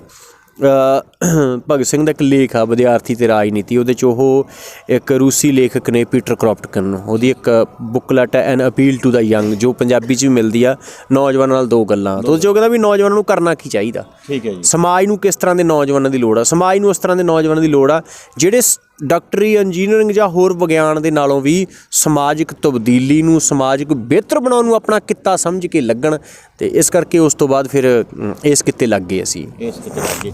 ਅੱਛਾ, ਜਿਹੜੀ ਇੱਕ ਆਪਣਾ ਕਿਸਾਨ ਯੂਨੀਅਨ ਹੈ, ਕਿਰਤੀ ਕਿਸਾਨ ਯੂਨੀਅਨ ਦੇ ਵਿੱਚ ਕਦੋਂ ਐਂਟਰੀ ਹੋਈ, ਉਦੋਂ ਬਾਅਦ ਕਿਹੜੇ ਸੰਘਰਸ਼ ਲੜੇ ਗਏ, ਉਹਦੇ ਬਾਰੇ ਵੀ ਜਾਣਕਾਰੀ ਪਾਓ। ਕਿਰਤੀ ਕਿਸਾਨ ਯੂਨੀਅਨ 'ਚ ਮੈਨੂੰ ਲਗਭਗ 2.5 ਸਾਲ ਹੋਏ ਆ। ਠੀਕ ਹੈ ਜੀ। 2003 ਤੋਂ ਲੈ ਕੇ 2018 ਫਰਵਰੀ ਤੱਕ ਮੈਂ ਪੰਜਾਬ ਸਟੂਡੈਂਟਸ ਯੂਨੀਅਨ ਦੇ ਵਿੱਚ ਮਤਲਬ ਲਗਭਗ 15.5-16 ਸਾਲ ਜਿਹੜਾ ਪੰਜਾਬ ਸਟੂਡੈਂਟਸ ਯੂਨੀਅਨ 'ਚ ਕੰਮ ਕੀਤਾ। 4 ਤੋਂ 5 ਸਾਲ ਮੈਂ ਪੰਜਾਬ ਸਟੂਡੈਂਟ ਯੂਨੀਅਨ ਦਾ ਜਿਹੜਾ ਸਟੇਟ ਪ੍ਰੈਜ਼ੀਡੈਂਟ ਵੀ ਰਹੇ। ਠੀਕ ਹੈ ਜੀ। ਤੋ ਜਦੋਂ ਕਿਉਂਕਿ ਵਿਦਿਆਰਥੀ ਰਹਿਣ ਦੀ ਇੱਕ ਉਮਰ ਹੁੰਦੀ ਆ, ਉਸ ਤੋਂ ਬਾਅਦ ਜਦੋਂ ਪੰਜਾਬ ਸਟੂਡੈਂਟਸ ਯੂਨੀਅਨ 'ਚ ਇਜਲਾਸ 'ਚੋਂ ਵਿਦਾਇਗੀ ਹੋ ਗਈ, ਤਾਂ ਜਦੋਂ ਅਸੀਂ ਸਮਾਜ ਬਾਰੇ ਜਾਂ ਦੇਸ਼ ਦੀ ਕਿਸਾਨੀ ਬਾਰੇ ਸੋਚਦੇ ਸੀਗੇ ਤਾਂ ਇਹ ਸੀ ਵੀ ਕਿਹੜੀਆਂ ਆਰਗੇਨਾਈਜੇਸ਼ਨਾਂ ਕਿੱਦਾਂ ਕਰਦੀਆਂ ਨੇ, ਉਹਨਾਂ ਦਾ ਕੀ ਪ੍ਰੋਗਰਾਮ ਆ, ਜੋ ਕਿਸਾਨੀ ਦੀ ਸਮੱਸਿਆਵਾਂ ਨੇ ਉਹਦਾ ਹੱਲ ਦਾ ਪ੍ਰੋਗਰਾਮ ਕਿਹਦੇ ਕੋਲੇ ਆ। ਤਾਂ ਉਹਦੇ 'ਚ ਮੈਨੂੰ ਕਿਰਤੀ ਕਿਸਾਨ ਯੂਨੀਅਨ ਦਾ ਪ੍ਰੋਗਰਾਮ ਜਿਹੜਾ ਸੀਗਾ, ਜਿਹਦੇ 'ਚ ਛੋਟੇ ਤੇ ਗਰੀਬ ਕਿਸਾਨਾਂ ਨੂੰ ਬਚਾਉਣ ਦੇ ਲਈ ਕੀ ਕਰ ਸਕਦੇ ਆ, ਇਹ ਕਿਸਾਨੀ ਸੰਕਟ ਦਾ ਕਾਰਨ ਕੀ ਆ, ਤਾਂ ਉਹਨਾਂ ਦੀ ਜਿਹੜੀ ਸਮਝ ਸੀਗੀ, ਮੈਨੂੰ ਲੱਗਾ ਕਿ ਸਭ ਤੋਂ ਬਿਹਤਰ ਸਮਝ ਇਸ ਕਿਸਾਨ ਜਥੇਬੰਦੀ ਦੀ ਆ। ਜਿਸ ਕਰਕੇ ਮੈਂ ਵਿਦਿਆਰਥੀ ਯੂਨੀਅਨ ਦੀ ਵਿਦਾਇਗੀ ਤੋਂ ਬਾਅਦ ਕਿਰਤੀ ਕਿਸਾਨ ਯੂਨੀਅਨ ਦੇ ਵਿੱਚ ਜਿਹੜਾ ਸੀਗਾ ਆਉਣ ਦਾ ਉਹ ਫੈਸਲਾ ਕਰ ਲਿਆ ਸੀਗਾ। ਇਹ ਕਿਰਤੀ ਕਿਸਾਨ ਯੂਨੀਅਨ ਦੇ ਵਿੱਚ ਮਤਲਬ ਆਉਣ ਤੋਂ ਬਾਅਦ ਉਹ ਸੰਘਰਸ਼ ਜ਼ਰੂਰ ਚਾਨਣਾ ਪਾਓ ਵੀ ਕਿਹੜੇ ਸੰਘਰਸ਼ ਤੁਸੀਂ ਲੜੇ ਆ ਇਸ ਅੰਦੋਲਨ ਤੋਂ ਪਹਿਲਾਂ, ਜਿਹੜੇ ਪੁਰਾਣੇ ਸੰਘਰਸ਼ ਲੜੇ ਹੋਣ ਉਹਦੇ ਬਾਰੇ ਜ਼ਰੂਰ ਜਾਣਕਾਰੀ। ਦੇਖੋ, ਬਹੁਤੇ ਸੰਘਰਸ਼ ਤਾਂ ਮੇਰੇ ਜਿਹੜੇ 16 ਸਾਲ ਦੀ ਉਹ ਆਪਣੀ ਵਿਦਿਆਰਥੀ ਜ਼ਿੰਦਗੀ ਦੇ ਹੀ ਨੇ, ਜਿਹਦੇ 'ਚ ਫੀਸਾਂ ਦੇ ਖਿਲਾਫ ਕੋਈ ਬੱਸ ਟਰਾਂਸਪੋਰਟਰ ਜੋ ਵਿਦਿਆਰਥੀਆਂ ਨੂੰ ਖਰਾਬ ਕਰਦੇ ਰਹੇ ਹੈਗੇ, ਜੋ ਵਿਦਿਆਰਥੀਆਂ ਦੇ ਅਲੱਗ-ਅਲੱਗ ਇਸ਼ੂਜ਼ ਹੋਏ ਨੇ, ਬਹੁਤ ਸਾਰੀਆਂ ਜਿਵੇਂ ਸੈਕਸੁਅਲ ਹਰਾਸਮੈਂਟ ਦੇ ਔਰ ਲੜਕੀਆਂ ਦਾ ਮਾਨ ਸਨਮਾਨ ਬਹਾਲ ਕਰਨ ਵਾਲੇ ਬਹੁਤ ਸਾਰੇ ਸੰਘਰਸ਼। ਫਰੀਦਕੋਟ 'ਚ ਇੱਕ ਨਾਬਾਲਗ ਲੜਕੀ ਅਗਵਾ ਹੋਈ, ਹਾਂਜੀ, ਤਾਂ ਸ਼ਰੂਤੀ ਕਾਂਡ ਬੜਾ ਮਸ਼ਹੂਰ ਕਾਂਡ ਰਿਹਾ, ਉਹਦੇ ਬਾਰੇ ਵੀ ਥੋੜ੍ਹੀ ਜਾਣਕਾਰੀ ਦਿਓ ਤੁਸੀਂ ਉਹਦੇ ਵਿੱਚ। ਹਾਂ, ਉਦੋਂ ਪੰਜਾਬ ਸਟੂਡੈਂਟ ਯੂਨੀਅਨ ਨੇ ਉਹਦੇ ਵਿੱਚ ਮੂਹਰੀ ਭੂਮਿਕਾ ਅਦਾ ਕੀਤੀ ਔਰ ਉਹਦੇ 'ਚ ਅਸੀਂ ਸਾਡੀ ਜਥੇਬੰਦੀ ਨੇ ਬਹੁਤ ਮਿਹਨਤ ਕੀਤੀ ਔਰ ਉਹਦੇ 'ਚ ਜਿਹੜੇ ਉਹਦੇ ਨਤੀਜੇ ਸੀਗੇ ਉਹ ਸਭ ਦੇ ਸਾਹਮਣੇ ਸੀਗੇ। ਅਤੇ ਉਹ ਵੱਖਰੀ ਗੱਲ ਆ ਕਿ ਨੈਸ਼ਨਲ ਮੀਡੀਆ ਜਾਂ ਹੋਰ ਉਸ ਤਰ੍ਹਾਂ ਕਵਰ ਨਹੀਂ ਕੀਤਾ, ਨਹੀਂ ਤਾਂ ਜਿਵੇਂ ਫਰੀਦਕੋਟ ਦਿੱਲੀ ਦੇ ਵਿੱਚ ਦਾਮਨੀ ਕਾਂਡ ਹੋਇਆ, ਬਿਲਕੁਲ ਉਸ ਤਰ੍ਹਾਂ ਦਾ ਇੱਕ ਅੰਦੋਲਨ ਸੀ ਔਰ ਉਹਨੇ ਇਸ ਤਰ੍ਹਾਂ ਦੀਆਂ ਘਟਨਾਵਾਂ ਨੂੰ ਨੱਥ ਪਾਈ ਕਿ ਜੇ ਕਿਸੇ ਦੀ ਵੀ ਧੀ ਭੈਣ ਨੂੰ ਕੋਈ ਘਰੋਂ ਵੀ ਚੱਕ ਕੇ ਲੈ ਜੇ, ਤੇ ਜੇ ਵੀ ਇਸ ਤੋਂ ਵੱਧ ਕੋਈ ਕਿਸੇ ਦੀ ਸਹਿਮਤੀ ਆ ਉਹ ਲੈਦਾ ਗੱਲ, ਜੇ ਕੋਈ ਘਰੋਂ ਚੱਕ ਕੇ ਲੈ ਗਿਆ ਗੁੰਡਾਗਰਦੀ ਦੇ ਨਾਲ, ਵੀ ਇਸ ਤੋਂ ਵੱਡੀ ਮਤਲਬ ਗੁੰਡਾਗਰਦੀ ਕੀ ਹੋਊਗੀ। ਇਹਦੇ ਖਿਲਾਫ ਲੋਕ ਡਟੇ ਔਰ ਇੰਨਾ ਮਿਸਾਲੀ ਘੋਲ ਸੀਗਾ ਕਿ ਹਜੇ ਜਦੋਂ ਉਹਨਾਂ ਦੀਆਂ ਗ੍ਰਿਫਤਾਰੀਆਂ ਹੋਈਆਂ, ਘੋਲ ਲੋਕਾਂ ਦੇ ਮਨਾਂ 'ਚ ਸੀਗਾ ਕਿ ਕੁਛ ਮਹੀਨਿਆਂ ਦੇ ਵਿੱਚ ਹੀ ਦੋਸ਼ੀਆਂ ਨੂੰ ਜਿਹੜੀਆਂ ਮਿਸਾਲੀ ਸੀਗੀਆਂ ਉਹ ਸਜ਼ਾਵਾਂ ਮਿਲੀਆਂ। ਇਸ ਤੋਂ ਇਲਾਵਾ ਹੋਰ ਬਹੁਤ ਸਾਰੇ ਸੰਘਰਸ਼ ਲੜੇ ਅਸੀਂ। ਜਿਹੜਾ ਇੱਕ ਫਰੀਦਕੋਟ ਵਿਖੇ ਜਸਪਾਲ ਕਾਂਡ ਹੋਇਆ ਸੀ, ਜਸਪਾਲ ਕਤਲ ਕਾਂਡ, ਸੀਏ ਸਟਾਫ ਵੱਲੋਂ ਮੁੰਡਾ ਚੱਕ ਕੇ ਮਾਰ ਦਿੱਤਾ ਗਿਆ ਸੀ, ਉਹਦੇ ਵਿੱਚ ਕਈ ਵਾਰ ਸਵਾਲ ਵੀ ਉੱਠ ਖੜਦਾ ਰਣਜਿੰਦਰਦੀਪ ਸਿੰਘ ਵਾਲਾ ਤੇ ਵਿਰੋਧੀਆਂ ਵੱਲੋਂ ਕਿ ਉਹ ਕਾਂਡ ਬਾਰੇ ਵੀ ਜਿਹੜਾ ਚਾਨਣਾ ਪਾਓ ਕਿ ਕਿਸ ਤਰੀਕੇ ਨਾਲ ਲੜਿਆ ਗਿਆ, ਕੀ ਉਹਦੇ ਵਿੱਚ ਜਿਹੜੀਆਂ ਕਿਹਾ ਜਾਂਦਾ ਕਿ ਇਹਨਾਂ ਕਰਕੇ ਉਹ ਕਾਂਡ ਰਹਿ ਗਿਆ, ਉਹਦੇ ਬਾਰੇ ਜ਼ਰੂਰ ਦੱਸੋ। ਨਹੀਂ, ਉਹਦੇ 'ਚ ਇਸ ਤਰ੍ਹਾਂ ਸੀਗਾ ਕਿ ਜਸਪਾਲ ਦੀ ਜਦੋਂ ਮੌਤ ਹੋਈ ਆ ਪੁਲਿਸ ਹਿਰਾਸਤ ਦੇ ਵਿੱਚ, ਇੱਕ ਇੰਸਪੈਕਟਰ ਨਰਿੰਦਰ ਸਿੰਘ ਹੋਰਾਂ ਦੀ ਵੀ ਮੌਤ ਹੋਈ ਆ। ਬਿਲਕੁਲ। ਤੋ ਮੇਰੀ ਉਸ ਦਿਨ ਮੋਗੇ ਇੱਕ ਕੇਸ 'ਚ ਤਰੀਕ ਸੀਗੀ। ਠੀਕ ਹੈ ਜੀ। ਤੋ ਮੈਂ ਤਾਂ ਸੁਬਾਹ ਸੋਸ਼ਲ ਮੀਡੀਆ 'ਤੇ ਜਾਂ ਅਖਬਾਰ 'ਚ ਸ਼ਾਇਦ ਪੰਜਾਬੀ ਟ੍ਰਿਬਿਊਨ ਅਖਬਾਰ 'ਚ ਖਬਰ ਲੱਗੀ ਸੀ ਕਿ ਉਹਦਾ ਨਾਨਾ ਜਿਹੜਾ ਸੀਗਾ ਰੋ ਰਿਹਾ ਸੀਗਾ, ਹੈ ਨਾ। ਹਾਂ, ਤਾਂ ਉਹ ਅਸੀਂ ਸਾਥੀਆਂ ਨਾਲ ਗੱਲ ਹੋਈ ਕਿ ਆਪਾਂ ਨੂੰ ਦੇਖਣਾ ਚਾਹੀਦਾ ਕੀ ਮਾਮਲਾ ਹੈਗਾ, ਵੀ ਆਪਾਂ ਜੋ ਇਸ ਪਰਿਵਾਰ ਦੀ ਮਦਦ ਕਰ ਸਕਦੇ ਹਾਂ, ਕੀ ਆ ਮਾਮਲਾ। ਤੋ ਮੈਂ ਮੋਗੇ ਤਰੀਕ ਭੁਗਤ ਕੇ ਜਦੋਂ ਵਾਪਸ ਆਇਆ ਤਾਂ ਉਦੋਂ ਧਰਨਾ ਜਿਹੜਾ ਸੀ ਉਹ ਲੱਗ ਚੁੱਕਾ ਸੀਗਾ ਅਤੇ ਉੱਥੇ ਹੋਰ ਬਹੁਤ ਸਾਰੇ ਲੋਕ ਸੀਗੇ। ਉੱਥੇ ਸੀ ਮਤਲਬ ਜਿਹੜਾ ਸੀਗਾ ਉਹ ਐਕਸ਼ਨ ਕਮੇਟੀ ਬਣਾ ਲਈ ਸਾਰੀਆਂ ਜਥੇਬੰਦੀਆਂ ਨੇ ਮਿਲ ਕੇ। ਫਰੀਦਕੋਟ 'ਚ ਅਸੀਂ ਬਹੁਤ ਸਾਰੇ ਸੰਘਰਸ਼ ਦਾ ਮਿਲ ਕੇ ਐਕਸ਼ਨ ਕਮੇਟੀ ਬਣਾ ਕੇ ਲੜੇ ਹੈਗੇ ਆ। ਤਾਂ ਉਹ ਐਕਸ਼ਨ ਕਮੇਟੀ ਬਣਾ ਲਈ ਔਰ ਉਹਦੇ 'ਚ ਬਹੁਤ ਲੰਮਾ ਸੰਘਰਸ਼ ਚੱਲਿਆ ਔਰ ਬਹੁਤ ਮਿਸਾਲੀ ਸੰਘਰਸ਼ ਚੱਲਿਆ, ਜਿਹਦੇ 'ਚ ਹਜ਼ਾਰਾਂ ਦੀ ਤਾਦਾਦ 'ਚ ਜਿਹੜੇ ਲੋਕ ਸੀਗੇ ਉਹ ਸ਼ਾਮਲ ਹੋਏ। ਪਰ ਉਹਦੇ 'ਚ ਜਥੇਬੰਦੀਆਂ ਲੜ ਰਹੀਆਂ ਸੀਗੀਆਂ ਅਤੇ ਜਿਹੜਾ ਪੀੜਤ ਦਾ ਪਰਿਵਾਰ ਸੀਗਾ ਉਹ DIG ਨੇ ਅਤੇ ਪੀੜਤ ਦੇ ਪਰਿਵਾਰ ਨੇ ਜਿਹੜਾ ਸੀਗਾ ਉਹਨਾਂ ਦੀ ਜਿਹੜੀ ਸੀਗੀ ਉਹਨਾਂ ਨੇ ਕੁਛ ਮੁਆਵਜ਼ਾ ਹੋਰ ਗੱਲਾਂ ਸਮਝੌਤਾ ਹੋ ਗਿਆ ਅਤੇ ਕਿਸਾਨ ਜਥੇਬੰਦੀਆਂ ਨੇ ਤਾਂ ਐਲਾਨੀਆਂ ਉੱਥੇ ਕਿਹਾ ਕਿ ਅਸੀਂ ਇਸ ਸਮਝੌਤੇ ਦਾ ਹਿੱਸਾ ਨਹੀਂ ਬਣਨਾਗਾ, ਅਸੀਂ ਉਸ ਸਮਝੌਤੇ ਦਾ ਹਿੱਸਾ ਨਹੀਂ ਬਣੇਗੇ। ਇਸ ਕਰਕੇ ਅਸੀਂ ਤਾਂ ਲੜਨ ਲਈ ਤਿਆਰ ਸੀਗਾ। ਉਹ ਪਰਿਵਾਰ ਨੂੰ ਜੋ ਬਿਹਤਰ ਲੱਗਾ ਉਹਨਾਂ ਨੇ ਕੀਤਾ। ਅੱਛਾ, ਜਿਹੜਾ ਆਮ ਤੌਰ 'ਤੇ ਕੀ ਹੁੰਦਾ ਕਿ ਪਰਿਵਾਰ ਦਾ ਬੜਾ ਅਸਰ ਹੁੰਦਾ ਜਦੋਂ ਕੋਈ ਬੰਦਾ ਘੋਲਾਂ ਦੇ ਵਿੱਚ ਆਉਂਦਾ। ਜੇਕਰ ਅਸੀਂ ਸ਼ਹੀਦ ਭਗਤ ਸਿੰਘ ਵਰਗਿਆਂ ਦੇ ਪਰਿਵਾਰਾਂ ਦੀ ਗੱਲ ਕਰੀਏ ਤਾਂ ਚਾਚਾ ਅਜੀਤ ਸਿੰਘ ਵਰਗਿਆਂ ਦੀ ਗੱਲ ਆਉਂਦੀ ਹੈ ਕਿ ਉਹਨਾਂ ਨੇ ਤੁਹਾਨੂੰ ਕਿਸ ਤਰੀਕੇ ਦੇ ਨਾਲ ਸੇਧ ਮਿਲੀ, ਪਰਿਵਾਰ ਦਾ ਮਾਹੌਲ ਕਿਹੋ ਸੀ ਵੀ ਜਿਹੜਾ ਤੁਸੀਂ ਅੰਦੋਲਨਾਂ ਦੇ ਰਾਹ 'ਚ ਤੁਰੇ, ਲੋਕਾਂ ਦੀ ਭਲਾਈ ਦੇ ਕੰਮਾਂ 'ਚ ਤੁਰੇ? ਮੈਂ ਇੱਕ ਖੇਤੀ ਕਰਨ ਵਾਲੇ ਪਰਿਵਾਰ ਨਾਲ ਸੰਬੰਧਿਤ ਹਾਂ ਜੀ। ਹਾਂਜੀ। ਅਤੇ ਮੇਰੇ ਪਰਿਵਾਰ 'ਚ ਮੇਰੀਆਂ 3 ਭੈਣਾਂ, ਮੈਂ ਇਕੱਲਾ ਭਾਈ ਹਾਂ। ਠੀਕ ਹੈ ਜੀ। ਅਤੇ ਮੰਮੀ ਡੈਡੀ ਹੋਰਾਂ ਦੀ ਜਿਹੜੀ 2 ਸਾਲ ਹੋ ਗਏ ਉਹਨਾਂ ਦੀ ਡੈਥ ਹੋ ਗਈ। ਤੋ ਪਰ ਪਰਿਵਾਰ ਦੇ ਵਿੱਚ ਇੱਦਾਂ ਸੀਗਾ ਕਿ ਕੁਛ ਵੀ ਕਰਨਾ ਸਾਨੂੰ ਕਦੀ ਜ਼ਿਆਦਾ ਟੋਕਾ ਟਾਕੀ ਨਹੀਂ ਸੀਗੀ। ਬਿਲਕੁਲ। ਇਹ ਸੀਗਾ ਪਰਿਵਾਰ ਦਾ ਕਿ ਵੀ ਮੈਂ ਵਕੀਲ ਬਣ ਕੇ ਜਿਹੜਾ ਹੈਗਾ ਵੀ ਕੁਛ ਵਕੀਲ ਬਣਾ, ਹਾਂ, ਜਿੱਦਾਂ ਮਾਪਿਆਂ ਦੀ ਆਸ ਉਮੀਦ ਹੁੰਦੀ ਆ। ਪਰ ਮੈਂ ਆਪਣੀ ਵਕਾਲ ਦੀ ਡਿਗਰੀ ਦੇ ਦੌਰਾਨ ਜਦੋਂ ਇਹ ਲਗਭਗ ਤੈਅ ਕਰ ਲਿਆ ਸੀ ਕੰਮ ਨਹੀਂ ਕਰਨਾ, ਉਸ ਤੋਂ ਬਾਅਦ ਮੈਂ ਕੁਰੂਕਸ਼ੇਤਰ ਯੂਨੀਵਰਸਿਟੀ ਤੋਂ ਆਪਣੀ ਜਿਹੜੀ ਮਾਸਟਰ ਡਿਗਰੀ ਕੀਤੀ ਆ ਲਾਅ ਦੀ। ਹਾਂਜੀ। ਤੋ ਉਹਦੇ ਦੌਰਾਨ ਮਤਲਬ ਜਿਹੜਾ ਸੀਗਾ ਸੰਘਰਸ਼ਾਂ ਦੇ ਵਿੱਚ ਜਿਹੜਾ ਸੀਗਾ ਉਹ ਰਹੇ ਸੀਗੇ। ਅਤੇ ਸਾਡੇ ਫਾਦਰ ਸਾਹਿਬ ਦਾ ਜਿਹੜਾ ਸੁਭਾਅ ਸੀਗਾ ਉਹ ਗੁੱਸੇ ਹੁੰਦੇ ਸੀ ਕਈ ਵਾਰੀ, ਪਰ ਉਹਨਾਂ ਦੀ ਇੱਕ ਖਾਸੀਅਤ ਸੀ ਕਿ ਉਹਨਾਂ ਨੇ ਇੱਕ ਵਾਰੀ ਕਹਿਤਾ, ਦੂਜੀ ਵਾਰੀ ਕਹਿਣਾ ਨਹੀਂ ਅਤੇ ਸਾੜਾ ਰੱਖਣਾ ਨਹੀਂ। ਇਸ ਕਰਕੇ ਉਹਨਾਂ ਨੇ ਕਦੀ ਵੀ ਸਾਡੀ ਜ਼ਿੰਦਗੀ ਦੇ ਜੋ ਫੈਸਲੇ ਲਏ ਉਹ 'ਚ ਬਹੁਤ ਜ਼ਿਆਦਾ ਦਖਲਅੰਦਾਜ਼ੀ ਕਦੇ ਕੀਤੀ ਨਹੀਂ। ਇਸ ਗੱਲੋਂ ਮਤਲਬ ਉਹਨਾਂ ਦੀ ਇਹ ਬੜੀ ਖਾਸੀਅਤ ਰਹੀ ਹੈਗੀ ਆ। ਅਤੇ ਕੋਈ ਪਰਿਵਾਰ ਦੇ ਵਿੱਚੋਂ ਕੋਈ ਜ਼ਿਆਦਾ ਉੱਦਾਂ ਸਮੱਸਿਆ ਜਿਹੜੀ ਹੈਗੀ ਉਹ ਕਦੇ ਨਹੀਂ ਆਈ। ਹਾਂ। ਹੁਣ ਤੁਹਾਡੀ ਕਿੰਨੀ ਉਮਰ ਹੈ ਅਤੇ ਇਸ ਉਮਰ ਦੌਰਾਨ ਜਿਹੜੇ ਲੋਕ ਘੋਲਾਂ ਦੀ ਖਾਤਰ ਕਿੰਨੇ ਪਰਚੇ ਇਸ ਟਾਈਮ ਤੁਹਾਡੇ 'ਤੇ ਹੋ ਚੁੱਕੇ ਆ ਜਿਹੜੇ ਲੋਕਾਂ ਦੇ ਸੰਘਰਸ਼ ਦੇ ਦੌਰਾਨ? ਮੇਰੀ ਉਮਰ 38ਵਾਂ ਸਾਲ ਮੇਰੀ ਜ਼ਿੰਦਗੀ ਦਾ ਜਿਹੜਾ ਚੱਲਦਾ ਪਿਆ। ਅਤੇ 2 ਪਰਚੇ ਤਾਂ ਇਹਨਾਂ ਦਿਨਾਂ 'ਚ ਹੀ ਹੋਏ ਹੈਗੇ ਆ। ਇੱਕ ਮੋਗੇ ਹੋਇਆ ਕੋ ਸੀਗਾ ਵੀ ਤੇਰੇ ਸੰਮਣ ਆਏ ਆ। ਮੈਂ ਕਿਹਾ ਮੈਂ ਤਾਂ ਹੁਣ ਦਿੱਲੀ ਤੋਂ ਆ ਕੇ ਸੰਮਣ ਰਿਸੀਵ ਕਰੂੰਗਾ। ਤੋ ਕੁੱਲ ਮੇਰੇ 'ਤੇ ਹੁਣ ਤੱਕ 16 ਪਰਚੇ ਜਿਹੜੇ ਹੈਗੇ ਆ ਉਹ ਹੋ ਚੁੱਕੇ। ਕਈ ਨਿਬੜ ਗਏ, ਕਈ ਜਿਹੜੇ ਚੱਲਦੇ ਪਏ ਹੈਗੇ ਆ। 16 ਪਰਚੇ ਜੀ। ਇੰਨੀ ਛੋਟੀ ਉਮਰ ਦੇ ਵਿੱਚ 16 ਪਰਚੇ, ਅਤੇ ਕਿਤੇ ਨਾ ਕਿਤੇ ਜਿਹੜੀ ਮਤਲਬ ਕਈ ਵਾਰ ਕੀ ਉੱਠ ਖੜ੍ਹਦਾ ਹੈ ਇੱਥੇ ਸਵਾਲ ਸੋਸ਼ਲ ਮੀਡੀਆ ਦੇ ਉੱਤੇ ਵੀ, ਕਾਮਰੇਡ ਵਰਸਸ ਸਿੱਖ ਇਸ ਟਾਈਮ ਜਿਹੜੀ ਲੜਾਈ ਚਲਾ ਰਹੀ ਹੈ ਉਹਦੇ ਬਾਰੇ ਵੀ ਚਾਨਣਾ ਪਾਓ ਵੀ ਜਿਹੜਾ ਲੋਕ ਘੋਲ ਲਈ, ਚਾਹੇ ਉਹ ਸਿੱਖ ਆ ਜਾਣ ਚਾਹੇ ਉਹ ਕਾਮਰੇਡ ਆ ਜਾਣ, ਅਤੇ ਕਿਉਂ ਇਹ ਅਜਿਹਾ ਮਾਹੌਲ ਪੈਦਾ ਕੀਤਾ ਜਾ ਰਿਹਾ? ਦੇਖੋ, ਗੁਰੂ ਸਾਹਿਬ ਨੇ ਬਾਣੀ 'ਚ ਕਿਹਾ ਕਿ ਪਾਪਾਂ ਬਾਝੋਂ ਹੋਵੇ ਨਾ ਹੀ ਮੋਇਆ ਸਾਥ ਨਾ ਜਾਈਏ। ਇਹ ਮਾਇਆ ਬਾਰੇ ਕਿਹਾ ਨਾ ਕਿ ਇਹ ਪਾਪ ਤੋਂ ਬਿਨਾਂ ਇਕੱਠੀ ਨਹੀਂ ਹੁੰਦੀ ਅਤੇ ਮਰਿਆਂ ਦੇ ਨਾਲ ਨਹੀਂ ਜਾਂਦੀ ਹੈ। ਮਤਲਬ ਜਿੰਨੇ ਵੀ ਅਮੀਰ ਲੋਕ ਆ, ਜਿੰਨੇ ਵੀ ਧਨਾੜ ਲੋਕ ਆ, ਉਹ ਪਾਪੀ ਆ। ਔਰ ਇਹੀ ਗੱਲ ਮਾਰਕਸ ਨੇ ਕਹੀ ਕਿ ਕਿਰਤ ਦੀ ਲੁੱਟ ਤੋਂ ਬਿਨਾਂ ਮਾਇਆ ਜਿਹੜੀ ਇਕੱਠੀ ਨਹੀਂ ਹੁੰਦੀ ਗੀ। ਤੋ ਦੇਖੋ, ਦੁਨੀਆ ਦੇ ਵਿੱਚ ਗਰੀਬੀ ਦਾ ਅਤੇ ਜਿਹੜਾ ਇਹ ਪਾੜੇ ਦਾ ਕਾਰਨ ਕੀ ਆ? ਅੱਜ ਵੀ ਤੁਸੀਂ ਦੇਖ ਲਓ, ਇਹ ਸੰਘਰਸ਼ ਕੀ ਆ, ਕਾਹਦੇ ਵਾਸਤੇ ਆ? ਕਿ ਸਭ ਕੁਛ ਮੁੱਠੀ ਭਰ ਲੋਕਾਂ ਨੂੰ ਦੇਣ ਦੀ ਕੋਸ਼ਿਸ਼ ਆ ਕਿ ਇੱਥੋਂ ਦਾ ਜਲ ਜੰਗਲ ਜ਼ਮੀਨ ਕੁਛ ਮੁੱਠੀ ਭਰ ਲੋਕਾਂ ਨੂੰ ਦੇ ਰਿਹਾ ਜਾਵੇ। ਬਾਕੀ ਜਿਹੜੀ ਕਰੋੜਾਂ ਲੁਕਾਈ ਆ ਉਹਦੇ ਕੋਲ 2 ਡੰਗ ਦੀ ਰੋਟੀ ਵੀ ਨਹੀਂ ਰਹਿਣ ਦੇਣੀ ਗੀ। ਮਤਲਬ ਸਭ ਕੁਛ ਜਿਵੇਂ ਭਾਈ ਲਾਲੋ ਮਲਕ ਭਾਗੋ ਵਾਲੇ ਆਪਾਂ ਸਾਖੀ ਸੁਣਦੇ ਰਹੇ ਕਿ ਉਹਨਾਂ ਦੀ ਰੋਟੀ 'ਚ ਲਹੂ ਆ। ਲਹੂ ਕਹਿੰਦਾ ਉਹ ਆਮ ਕਿਰਤੀ ਲੋਕਾਂ ਦਾ ਜਿਹੜਾ ਹੈਗਾ ਉਹ ਨਿਚੋੜਿਆ ਹੋਇਆ। ਅਤੇ ਗੁਰੂ ਸਾਹਿਬ ਵੀ ਇਹੀ ਕਹਿੰਦੇ ਕਿ ਜਿਹੜੀ ਪਾਪਾਂ ਤੋਂ ਬਿਨਾਂ ਮਾਇਆ ਇਕੱਠੀ ਨਹੀਂ ਹੁੰਦੀ ਗੀ।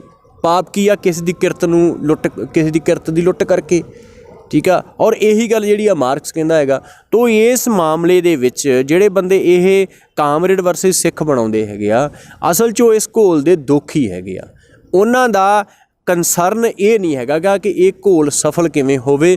ਔਰ ਜਿਹੜੇ ਕਰੋੜਾਂ ਮਿਹਨਤਕਸ਼ ਲੋਕ ਨੇ, ਜਿਹੜੇ ਕਿਸਾਨ ਨੇ, 86% ਇਸ ਦੇਸ਼ ਦੀ ਕਿਸਾਨੀ ਜਿਹੜੀ ਆ ਛੋਟੀ ਕਿਸਾਨੀ ਆ, ਜਿਹੜੀ ਪਹਿਲੇ ਕਰਜ਼ੇ ਦਾ ਸ਼ਿਕਾਰ ਆ, ਇੱਥੇ ਖੁਦਕੁਸ਼ੀਆਂ ਕਰ ਰਹੀ ਆ, ਮੰਦੀ ਹਾਲਤ ਹੈਗੀ ਆ। ਔਰ ਜੇ ਕਾਨੂੰਨ ਲਾਗੂ ਹੋ ਜਾਂਦੇ ਤਾਂ ਉਹਦੇ ਪੱਲੇ ਕੱਖ ਨਹੀਂ ਰਹਿਣਾ ਗਾ। ਇਸ ਕਰਕੇ ਉਹ ਇਸ ਤਰ੍ਹਾਂ ਦੀ ਬਹਿਸ ਨੂੰ ਜਿਹੜੀ ਹੈਗੀ ਆ ਉਹ ਖੜੀ ਕਰਨ ਦਾ ਜਿਹੜਾ ਹੈਗਾ ਉਹਨਾਂ ਨੂੰ ਗਰੇਜ਼ ਕਰਨਾ ਚਾਹੀਦਾ। ਉਹਨਾਂ ਅੱਗੇ ਬੇਨਤੀ ਵੀ ਕਰ ਸਕਦੇ ਆ ਕਿ ਸਿਰਫ ਅਤੇ ਸਿਰਫ ਜਿਹੜੇ ਖੇਤੀ ਕਾਨੂੰਨ ਆ ਇਹ ਰੱਦ ਕਰਾਉਣ ਦੀ ਜਿਹੜੀ ਆ ਉਹ ਲੜਾਈ ਹੈਗੀ ਆ। ਇਹਦੇ 'ਚ ਕੋਈ ਧਰਮ ਆਧਾਰਿਤ ਰਾਜ ਬਣਾਉਣਾ ਚਾਹੁੰਦਾ, ਕੋਈ ਇਨਕਲਾਬ ਕੱਢਣਾ ਚਾਹੁੰਦਾ ਹੈਗਾ। ਅਸੀਂ ਮੰਨਦੇ ਕਿ ਇਹ ਲੜਾਈ ਸਿਰਫ ਜੋ ਮੋਦੀ ਸਰਕਾਰ ਦੀ ਤਾਨਾਸ਼ਾਹੀ ਆ, ਜਿਹੜੀ ਕੋਈ ਹਿਟਲਰਸ਼ਾਹੀ ਦੇ ਰਾਜ ਚੱਲੀ ਹੋਈ ਕਿ ਲੋਕਾਂ ਦਾ ਬੋਲਣ ਦਾ, ਵਿਰੋਧ ਕਰਨ ਦਾ ਅਧਿਕਾਰ ਕੁਚਲ ਰਹੀ ਹੈਗੀ ਆ ਔਰ ਲੋਕਾਂ ਦੀ ਰੋਜੀ ਰੋਟੀ ਖੋ ਰਹੀ ਹੈਗੀ ਆ। ਇਹਦੇ 'ਤੇ ਜਿਹੜਾ ਘੋਲ ਆ ਉਹ ਕੇਂਦਰਿਤ ਆ ਔਰ ਇਹਦਾ ਮੁੱਖ ਨਿਸ਼ਾਨਾ ਤਿੰਨੋਂ ਖੇਤੀ ਕਾਨੂੰਨ ਰੱਦ ਕਰਾਉਣੇ ਆ ਔਰ MSP ਨੂੰ ਕਾਨੂੰਨੀ ਅਧਿਕਾਰ ਜਿਹੜਾ ਹੈਗਾ ਬਣਾਉਣਾ ਹੈਗਾ। ਇਹਦੇ 'ਚ ਜਿਹੜਾ ਵੀ ਇਸ ਗੱਲ 'ਤੇ ਲੜਦਾ ਹੈਗਾ ਉਹਨੂੰ ਇਸ ਗੱਲ 'ਤੇ ਹੀ ਲੜਨਾ ਚਾਹੀਦਾ। ਜਿਹੜਾ ਇੱਧਰ ਉੱਧਰ ਗੱਲਾਂ ਨੂੰ ਲੈ ਕੇ ਜਾਂਦਾ ਹੈਗਾ ਤਾਂ ਇਹਦਾ ਮਤਲਬ ਘੋਲ ਨੂੰ ਕਿਸੇ ਹੋਰ ਪਾਸੇ ਲਿਜਾਣਾ ਚਾਹੁੰਦਾ ਹੈਗਾ। ਜਿਹੜਾ ਕਿਸਾਨ ਸੰਯੁਕਤ ਮੋਰਚਾ ਪੰਜਾਬ ਦੀਆਂ 32 ਜਥੇਬੰਦੀਆਂ ਵਿੱਚ ਬਜ਼ੁਰਗ ਆਗੂ ਵੀ ਨੇ ਤੇ ਤੁਹਾਡੇ ਵਰਗੇ ਨੌਜਵਾਨ ਆਗੂ ਵੀ ਨੇ। ਬੜਾ ਉੱਠਦੀ ਹੈ ਕਿ ਨੌਜਵਾਨਾਂ ਨੂੰ ਅੱਗੇ ਜਦੋਂ ਤੁਹਾਡੇ ਵਰਗੇ ਨੌਜਵਾਨ ਆਗੂ ਹੈ, ਬਜ਼ੁਰਗ ਆਗੂ ਹੈ, ਤਾਂ ਉਹਨਾਂ ਦਾ ਜਿਹੜਾ ਸਮੇਲ ਹੈ ਉਹਦੀ ਇਸ ਟਾਈਮ ਜੋ ਕੁਛ ਵੀ ਅੱਜ ਤੱਕ ਫੈਸਲੇ ਲਏ ਗਏ ਆ ਉਹਨਾਂ ਨੂੰ ਤੁਸੀਂ ਕਿਸ ਤਰੀਕੇ ਨਾਲ ਦੇਖਦੇ ਹੋ ਕਿ ਜਿਹੜਾ ਕਿਹਾ ਜਾਂਦਾ ਕਿ ਨੌਜਵਾਨਾਂ ਨੂੰ ਵਿੱਚ ਲਿਆ ਜਾਵੇ, ਜੇ ਤੁਸੀਂ ਵਿੱਚ ਹੈਗੇ ਆ, ਤੁਹਾਡੇ ਵਰਗੇ ਹੋਰ ਸਾਥੀ ਆ, ਫਿਰ ਹੋਰ ਨੌਜਵਾਨ ਕੌਣ ਲੈਣੇ ਚਾਹੀਦੇ? ਦੇਖੋ ਬਜ਼ੁਰਗ ਵੀ ਨੌਜਵਾਨ ਹੀ ਸੀਗੇ। ਬਿਲਕੁਲ। ਜੇ ਅਸੀਂ ਕੱਲ ਨੂੰ ਬਜ਼ੁਰਗ ਹੋਵਾਂਗਾ ਤਾਂ ਇਹ ਤਾਂ ਹੈ ਨਹੀਂਗਾ ਕਿ ਵੀ ਬਚਪਨ ਤੋਂ ਬਾਅਦ ਸਿੱਧਾ ਬੰਦਾ ਬਜ਼ੁਰਗ ਹੋ ਗਿਆ, ਉਹ ਵਿੱਚ ਜਵਾਨੀ ਵੇਚ ਦੀ ਲੰਘ ਕੇ ਜਾਂਦਾ ਹੈਗਾ। ਤੋ ਅਸੀਂ ਤਾਂ ਨੌਜਵਾਨ ਬਹੁਤ ਨੇ, ਬਹੁਤ ਨੌਜਵਾਨ ਆਗੂ ਨੇ। ਅਸੀਂ ਕਿਰਤੀ ਕਿਸਾਨ ਯੂਨੀਅਨ ਵੱਲੋਂ ਇਸ ਘੋਲ ਸ਼ੁਰੂ ਹੋਣ ਤੋਂ ਪਹਿਲਾਂ ਯੂਥ ਵਿੰਗ ਬਣਾਇਆ ਔਰ 8 ਜ਼ਿਲ੍ਹਿਆਂ 'ਚ ਸਾਡਾ ਯੂਥ ਵਿੰਗ ਜਿਹੜਾ ਕੰਮ ਕਰ ਰਿਹਾ। ਸਾਡੇ ਹੁਣ ਇੱਥੇ ਸੈਂਕੜੇ ਜਿਹੜੇ ਨੌਜਵਾਨ ਵਲੰਟੀਅਰ ਡਿਊਟੀ ਦੇ ਰਹੇ ਆ। ਸਾਡੀਆਂ ਸਾਰੀਆਂ ਜ਼ਿਲ੍ਹਾ ਕਮੇਟੀਆਂ 'ਚ ਜਿਹੜੇ ਨੌਜਵਾਨ ਆਗੂ ਹੈਗੇ ਨੇ, ਤੋ ਨੌਜਵਾਨ ਕਿਸਾਨ ਆਗੂ ਜਿਹੜੇ ਹੈਗੇ ਨੇ ਉਹ ਬਹੁਤ ਨੇ। ਇਸ ਕਰਕੇ ਇਸ ਤਰ੍ਹਾਂ ਦੀ ਬਹਿਸ ਬੇਮਾਨਾ ਹੈਗੀ ਆ। ਨੌਜਵਾਨ ਜਿਹੜਾ ਹੈਗਾ ਆਗੂ ਦੇ ਤੌਰ 'ਤੇ, ਕਾਰਕੁਨ ਦੇ ਤੌਰ 'ਤੇ ਇਸ ਘੋਲ ਦੇ ਵਿੱਚ ਭੂਮਿਕਾ ਨਿਭਾ ਰਹੇ ਨੇ ਵੱਡੀ ਗਿਣਤੀ ਦੇ ਵਿੱਚ। ਜਿਹੜੀ ਤੁਸੀਂ ਸਾਰਾ ਘੋਲ ਹੁਣ ਘੋਲ ਲੜ ਰਹੇ ਹੋ, ਇਹ ਘੋਲ ਦੇ ਵਿੱਚ ਜਿਹੜਾ 26 ਜਨਵਰੀ ਤੋਂ ਬਾਅਦ ਇੱਕ ਵਾਰ ਜਿਹੜਾ ਕਹਿ ਲਈਏ ਕਿ ਡਗਮਗਾਉਣ ਵਾਲੀ ਸਥਿਤੀ ਆ ਗਈ ਸੀ, ਉਹ ਕਿਸ ਤਰੀਕੇ ਦੇ ਨਾਲ ਰਕੇਸ਼ ਟਕੈਤ ਰੋਏ, ਜਿਸ ਤਰੀਕੇ ਦੇ ਨਾਲ ਹੋਰ ਵੀ ਕਈ ਕਾਰਨ ਹੋਏ, ਘੋਲ ਫਿਰ ਦੁਬਾਰਾ ਮਗਨ ਲੱਗਿਆ। ਤੁਹਾਨੂੰ ਲੱਗਦਾ ਕਿ ਜਿਹੜਾ ਹੁਣ ਇਹ ਇਦੋਂ ਬਾਅਦ ਜਿਹੜਾ ਘੋਲ ਨੂੰ ਕਿਤੇ ਨਾ ਕਿਤੇ ਹੁਣ ਕੋਈ ਨਾ ਕੋਈ ਸਮੱਸਿਆ ਵੀ ਚੱਲ ਰਹੀਆਂ, ਸੋਸ਼ਲ ਮੀਡੀਆ ਦੇ ਉੱਤੇ ਬਹਿਸ ਵੀ ਚੱਲ ਰਹੀ ਹੈ ਵੀ ਇਹ ਘੋਲ ਨੂੰ ਹੁਣ ਕਿਸ ਤਰੀਕੇ ਨਾਲ ਸਾਂਭ ਕੇ ਜਿਹੜਾ ਉਹ ਮੁਕਾਮ ਤੱਕ ਲਿਜਾਇਆ ਜਾਊਗਾ? ਦੇਖੋ ਇਹ ਤਾਂ ਲਹਿਰਾਂ ਦਾ ਹਿੱਸਾ ਹੁੰਦੀਆਂ ਨੇ। ਕੋਈ ਚੀਜ਼ ਤੁਸੀਂ ਦੇਖੋ ਕੁਦਰਤ ਦੇ ਵਿੱਚ ਕੋਈ ਚੀਜ਼ ਇਕੱਲੀ ਹੈ? ਬਿਲਕੁਲ। ਦਿਨ ਆ, ਰਾਤ ਆ, ਗਰਮੀ ਆ, ਸਰਦੀ ਆ, ਧੁੱਪ ਆ, ਛਾਂ, ਹੈ ਨਾ, ਬੰਦਾ ਡਿੱਗਦਾ, ਸਵਾਰ ਹੁੰਦਾ, ਜਿੱਤਦਾ, ਹਾਰਦਾ, ਸਭ ਕੁਝ ਚੱਲਦਾ ਹੈਗਾ। ਅੱਗੇ ਵੱਧਦੀਆਂ ਚੀਜ਼ਾਂ ਪਿੱਛੇ ਹਟਦੀਆਂ ਨੇ, ਸਭ ਕੁਝ। ਜਦੋਂ ਅਸੀਂ ਤੁਰਦੇ ਵੀ ਹਾਂ, ਜਦੋਂ ਪਿਛਲਾ ਕਦਮ ਅੱਗੇ ਜਾਂਦਾ ਤੇ ਅਗਲਾ ਪਿੱਛੇ ਰਹਿੰਦਾ ਹੈਗਾ। ਠੀਕ ਹੈ, ਇਹ ਤਾਂ ਕੋਈ ਚੀਜ਼, ਹਰ ਚੀਜ਼ ਜਿਹੜੀ ਆ ਜੋੜਿਆਂ ਦੇ ਵਿੱਚ ਹੈਗੀ ਆ। ਤੋ ਇਸੇ ਤਰ੍ਹਾਂ ਸੰਘਰਸ਼ਾਂ 'ਚ ਉਤਰਾਅ ਚੜ੍ਹਾਅ, ਹੈ ਨਾ, ਮੂਵਮੈਂਟ ਦਾ ਉੱਪਰ ਜਾਣਾ ਹੇਠਾਂ ਜਾਣਾ, ਇਹ ਚੱਲਦਾ ਰਹਿੰਦਾ ਹੈਗਾ। ਇਸ ਕਰਕੇ ਇਹ ਘੋਲਾਂ ਦੇ ਵਿੱਚ ਇਹ ਚੀਜ਼ਾਂ ਜਿਹੜੀਆਂ ਨੇ ਚੱਲਦੀਆਂ ਰਹਿੰਦੀਆਂ ਨੇ। 26 ਜਨਵਰੀ ਨੂੰ ਘੋਲ ਸਾਡਾ ਬਹੁਤ ਪੀਕ 'ਤੇ ਗਿਆ, ਉਹਦੇ ਨਾਲ ਹੇਠਾਂ ਆਇਆ, ਪਰ ਉਹ ਬਾਹਲਾ ਲੰਮਾ ਸਮਾਂ ਨਹੀਂ ਰਿਹਾ ਹੈਗਾ। 24 ਘੰਟੇ ਦੇ ਵਿੱਚ ਜੋ ਸਰਕਾਰ ਦੀ ਸਾਜ਼ਿਸ਼ ਸੀ ਉਹ ਬੇਨਕਾਬ ਹੋ ਗਈ। ਤੋ ਅਸੀਂ ਅੱਗੇ ਵੱਧ ਚੁੱਕੇ ਹਾਂ ਔਰ 6 ਫਰਵਰੀ ਨੂੰ ਜਿਹੜਾ ਪੂਰੇ ਦੇਸ਼ ਦੇ ਵਿੱਚ ਜਿਹੜਾ ਚੱਕਾ ਜਾਮ ਦਾ ਹੈਗਾ ਪ੍ਰੋਗਰਾਮ ਆ, ਉਸ ਤੋਂ ਬਾਅਦ ਇਹ ਘੋਲ ਨੇ ਫਿਰ ਉਹੀ ਰਫ਼ਤਾਰ ਜਿਹੜੀ ਉਹ ਫੜ ਲੈਣੀ ਆ। ਤੁਸੀਂ ਦੇਖੋ ਕਿ ਅੱਜ ਜਿਵੇਂ ਹਰਿਆਣੇ 'ਚ, ਯੂਪੀ 'ਚ ਕਿਵੇਂ ਉਬਾਲ ਆਇਆ ਹੋਇਆ। ਤੋ ਯੂਪੀ ਤੇ ਮਤਲਬ ਦਾ ਵੱਡਾ ਹਿੱਸਾ ਵੀ ਕਿਸਾਨੀ ਦਾ ਹੁਣ ਇਹ ਸਮਝ ਚੁੱਕਾ ਕਿ ਇਹ ਮਾਮਲਾ ਕੱਲਾ ਖੇਤੀ ਦੀਆਂ ਜਿਹੜਾ ਫਸਲਾਂ ਦੇ ਭਾਅ ਦਾ ਨਹੀਂ ਹੈਗਾ, ਇਹ ਜ਼ਮੀਨ ਦਾ ਮਾਮਲਾ, ਜ਼ਮੀਨ ਜਾਣੀ ਹੈਗੀ ਹੈ। ਇਹ ਗੱਲ ਜਿਵੇਂ ਜਿਵੇਂ ਕਿਸਾਨਾਂ ਤੱਕ ਪਹੁੰਚ ਰਹੀ ਹੈਗੀ ਆ, ਉਵੇਂ ਉਵੇਂ ਦੇਸ਼ ਦੇ ਵਿੱਚ ਜਿਹੜਾ ਹੈਗਾ ਅੰਦੋਲਨ ਫੈਲ ਚੁੱਕਾ। ਕੌਮਾਂਤਰੀ ਪੱਧਰ 'ਤੇ ਤਾਂ ਜਿਹੜਾ ਹੈਗਾ ਉਹ ਇਹਦੀ ਸਪੋਰਟ ਹੈਗੀ ਆ। ਤੁਸੀਂ ਦੇਖ ਲਓ ਦੁਨੀਆ ਦੀਆਂ ਜਿਹੜੀਆਂ ਚੋਟੀ ਦੀਆਂ, ਜਿਹਦੇ 'ਚੋਂ ਪੌਪ ਸਟਾਰ ਰਿਹਾਨਾ, ਉਹਨਾਂ ਦੀ ਜਿਹੜਾ ਸੀਗਾ ਉਹ ਟਵੀਟ ਕੀਤਾ ਹੈਗਾ। ਤੋ ਇਸ ਤਰ੍ਹਾਂ ਦੀਆਂ ਹਸਤੀਆਂ ਲਗਾਤਾਰ ਘੋਲ ਦੀ ਹਮਾਇਤ 'ਚ ਨੇ। ਤਾਂ ਘੋਲ ਦੁਨੀਆ ਪੱਧਰ ਦਾ ਫੈਬ ਬਣ ਚੁੱਕਾ, ਇਤਿਹਾਸਕ ਘੋਲ ਆ। ਉਤਰਾਅ ਚੜ੍ਹਾਅ ਆਉਂਦੇ ਰਹਿਣਗੇ, ਪਰ ਬਿਲਕੁਲ ਸਾਡੇ ਜਿਹੜਾ ਹੈਗਾ ਉਹ ਨਿਸ਼ਾਨੇ 'ਤੇ ਆ ਔਰ ਅੱਗੇ ਵਧ ਰਹੇ ਹੈਗੇ। ਅਸੀਂ ਤੁਹਾਡੇ ਨਾਲ ਗੱਲ ਕੀਤੀ ਪਰਚਿਆਂ ਦੀ। ਪਰਚੇ ਤਾਂ ਤੁਹਾਡੇ 'ਤੇ ਹੋਇਆ ਅੰਦੋਲਨਾਂ ਦੌਰਾਨ, ਇਹ ਪਰਚਿਆਂ ਦੌਰਾਨ ਜੇਲ੍ਹ ਯਾਤਰਾ ਕਿੰਨੇ ਵਾਰ ਕਰਨੀ ਪਈ? ਮੈਂ ਜੀ 3 ਵਾਰੀ ਜਿਹੜਾ ਹੈਗਾ ਜੇਲ੍ਹ ਹੁਣ ਤੱਕ ਜਾ ਚੁੱਕੇ ਹਾਂ। ਗ੍ਰਿਫਤਾਰੀਆਂ ਕਈ ਵਾਰੀ ਹੋਈਆਂ, ਚਲੋ ਪੁਲਿਸ ਨੇ ਕਈ ਵਾਰੀ ਅੰਦੋਲਨ ਨਾਲ ਹਿਰਾਸਤ 'ਚ ਲਿਆ, ਛੱਡਤਾ, ਪਰ ਜੇਲ੍ਹ ਮੈਂ 3 ਵਾਰੀ ਗਿਆ ਹੈਗਾ। ਔਰ ਉਹਦੇ 'ਚ ਇੱਕ ਵਾਰ ਇੱਕ ਕੇਸ 'ਚ ਲਗਭਗ 10 ਮਹੀਨੇ ਭਗੌੜੇ ਰਹੇ। ਟਰਾਂਸਪੋਰਟਰਾਂ ਦੇ ਨਾਲ ਰੌਲਾ ਸੀ, ਉਹ ਦੌਰਾਨ ਜਿਹੜਾ ਸੀਗਾ ਪਰਚਾ ਹੋਇਆ। 10 ਮਹੀਨੇ ਭਗੌੜੇ ਰਹੇ, ਉਸ ਤੋਂ ਬਾਅਦ ਗ੍ਰਿਫਤਾਰੀ ਹੋਈ। ਤੋ ਇੱਦਾਂ ਹੀ ਇੱਕ ਵਾਰੀ ਲਗਭਗ 2.5-3 ਕਰੋੜ ਰੁਪਏ ਦਾ ਜਿਹੜਾ ਕਮੇਟੀਆਂ ਦੇ ਰੂਪ 'ਚ ਮੋਗੇ 'ਚ ਘੱਲ ਕਲਾਂ ਪਿੰਡ 'ਚ ਲੋਕਾਂ ਦਾ ਜਿਹੜਾ ਨੱਪ ਰਿਹਾ ਗਿਆ ਸੀ, ਉਹ ਸੰਘਰਸ਼ ਹੋਇਆ। ਤੋ ਉਹ ਲੋਕਾਂ ਦੇ ਜਿਹੜੇ ਸੀਗੇ ਪੈਸੇ ਵਾਪਸ ਕਰਾਉਣ ਸੰਘਰਸ਼ ਸੀ, ਉਹਦੇ ਦੌਰਾਨ ਵੀ ਲਾਠੀ ਚਾਰਜ ਹੋਇਆ, ਪਰਚਾ ਦਰਜ ਹੋਇਆ, ਉਦੋਂ ਵੀ ਜੇਲ੍ਹ ਗਏ। ਉਦੋਂ ਪੁਲਿਸ ਨੇ ਮੇਰਾ ਜਿਹੜਾ ਸੀਗਾ ਪੈਰ ਤੋੜਤਾ ਸੀਗਾ ਟੌਰਚਰ ਦੇ ਦੌਰਾਨ। ਤੋ ਇਹ ਸਾਰਾ ਕੁਝ ਜਿਹੜਾ ਸੰਘਰਸ਼ ਦੇ ਦੌਰਾਨ ਜਿਹੜਾ ਉਹ ਚੱਲਦਾ ਰਿਹਾ ਹੈਗਾ। ਜੇਲ੍ਹ ਯਾਤਰਾ ਯਾਨੀ ਕਿ 2-3 ਵਾਰ ਹੋ ਚੁੱਕੀ ਹੈ ਤੁਹਾਡੇ ਸੰਘਰਸ਼ੀ ਜੀਵਨ ਦੇ ਵਿੱਚ? ਹਾਂਜੀ 3 ਵਾਰ ਹੁਣ ਤੱਕ ਹੋ ਚੁੱਕੀ ਹੈ ਜੀ। ਜਿਵੇਂ CA ਤੇ NRC ਤੇ ਜਦੋਂ ਅੰਦੋਲਨ ਹੋਇਆ ਸੀ ਤਾਂ ਉਹਨੂੰ ਨਾ ਇੱਕ ਰੰਗਤ ਦੇ ਦਿੱਤੀ ਗਈ ਸੀ, ਬਾਅਦ 'ਚ ਦੰਗੇ ਵੀ ਕਰਵਾਏ ਗਏ, ਹਿੰਦੂ ਵਰਸਸ ਮੁਸਲਮਾਨ। ਕੀ ਜਿਹੜੀ ਉਹ 26 ਜਨਵਰੀ ਵਾਲੀ ਘਟਨਾ, ਉਹਦੇ ਵਿੱਚ ਵੀ ਇਹ ਪੈਦਾ ਕਰਨ ਦੀ ਕੋਸ਼ਿਸ਼ ਕੀਤੀ ਗਈ, ਜਿਸ ਤਰ੍ਹਾਂ BJP ਦੇ ਕੋਈ ਲੋਕ ਆਏ ਮਗਰ ਨਾਅਰੇਬਾਜ਼ੀ ਕੀਤੀ, ਤਿਰੰਗੇ ਦਾ ਅਪਮਾਨ ਕੀਤਾ, ਉਹ ਭੜਕਾਉਣ ਦੀ ਕੋਸ਼ਿਸ਼ ਕੀਤੀ ਗਈ? ਕੀ ਇਹਨੂੰ ਸਿੱਖ ਵਰਸਸ ਹਿੰਦੂ ਬਣਾਉਣ ਦੀ ਕੋਸ਼ਿਸ਼ ਕੀਤੀ ਗਈ ਘੋਲ ਨੂੰ? ਦੇਖੋ BJP ਦੀ ਸਾਰੀ ਸਿਆਸਤੀ ਜਿਹੜੀ ਹੈਗੀ ਆ ਉਹ ਪਾੜੋ ਤੇ ਰਾਜ ਕਰੋ ਤੇ ਖੜੀ ਆ, ਜੋ ਅੰਗਰੇਜ਼ਾਂ ਦੀ ਸਿਆਸਤ ਸੀਗੀ। ਔਰ ਜਿਹੜਾ ਇਹ ਘੋਲ ਪਾੜੋ ਤੇ ਰਾਜ ਕਰੋ ਦੀ ਸਿਆਸਤ ਦੇ ਖਿਲਾਫ ਬਹੁਤ ਸਾਰੀਆਂ ਭਾਈਚਾਰਕ ਸਾਂਝ ਦੀਆਂ ਉਦਾਹਰਨਾਂ ਹੋਣਗੀਆਂ ਸਾਡੇ ਇਤਿਹਾਸ ਦੇ ਵਿੱਚ, ਪਰ ਇਹ ਸਭ ਤੋਂ ਵੱਡੀ ਆ। ਜਿੰਦੇ 'ਚ ਜਦੋਂ ਪੰਜਾਬ ਤੋਂ ਚੱਲੇ ਤੇ ਹਰਿਆਣੇ ਵਾਲਿਆਂ ਨੇ ਕਿਹਾ ਕਿ ਪੰਜਾਬ हमारा बड़ा भाई है जो उसकी तरफ उंगली उठाएगा उसका हाथ काट देंगे।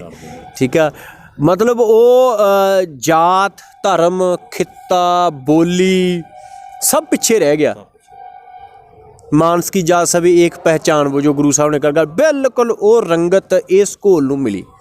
पर बीजेपी बुखलाई हुई सीगी, इस करके उन्हें 7 सालां 'च यही कुछ कीता।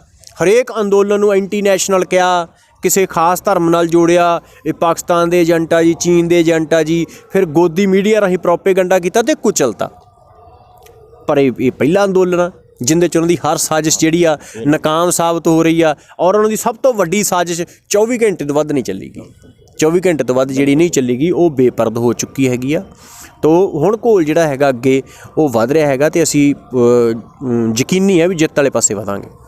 ਮੇਰਾ ਆਖਰੀ ਸਵਾਲ ਆ ਤੁਹਾਡੇ ਤੋਂ ਕਿ ਰਜਿੰਦਰਦੀਪ ਸਿੰਘ ਵਾਲਾ ਅੰਦੋਲਨ ਤੇ ਜੇ ਅੰਦੋਲਨ ਜਿੱਤਦੇ ਆ, ਅੰਦੋਲਨ ਜਿੱਤ ਕੇ ਜਾਣਾ ਹੈ, ਜਥੇਬੰਦੀਆਂ ਦਾ ਫੈਸਲਾ ਹੈ, ਜਿੱਤਣ ਤੋਂ ਬਾਅਦ ਰਾਜਨੀਤੀ ਦੇ ਵਿੱਚ ਐਂਟਰੀ ਹੋ ਕੇ ਕੋਈ MLA MP ਦੇ ਲੜਨ ਦੇ ਚਾਹਵਾਨ ਹੈ ਜਾਂ ਇਸੇ ਤਰ੍ਹਾਂ ਹੀ ਲੋਕ ਘੋਲ ਲੜਦੇ ਰਹਿਣਗੇ? ਨਹੀਂ, ਅਸੀਂ ਸਾਡਾ ਜਿਹੜਾ ਨਿਸ਼ਾਨਾ ਹੈਗਾ ਉਹ ਤਿੰਨੋਂ ਖੇਤੀ ਕਾਨੂੰਨ ਰੱਦ ਕਰਾਉਣੇ ਹੈਗੇ ਆ।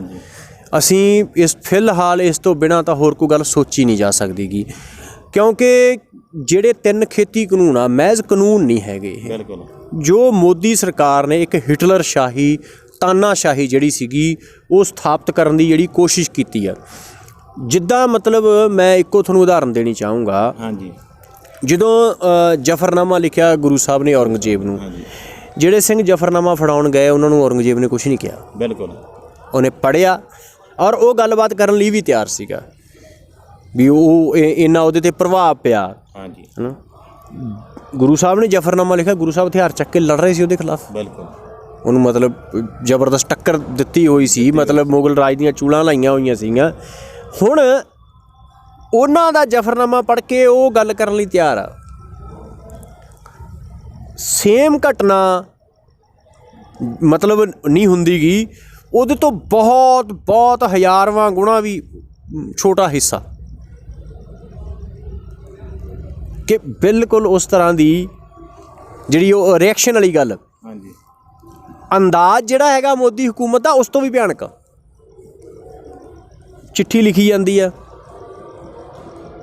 ਉਹ ਤਾਂ ਗੁਰੂ ਸਾਹਿਬ ਤਾਂ ਹਥਿਆਰ ਚੱਕ ਕੇ ਲੜ ਰਹੇ ਸੀ, ਉਹ ਤਾਂ ਵਿਚਾਰੇ ਬੰਦੇ ਧਰਨੇ ਮੁਜ਼ਾਹਰੇ ਲਾਉਣ ਵਾਲੇ ਵੀ ਨਹੀਂ ਹੈਗੇ ਸੀ ਉਹ 'ਚੋਂ ਬਾਹਲੇ ਤਾਂ।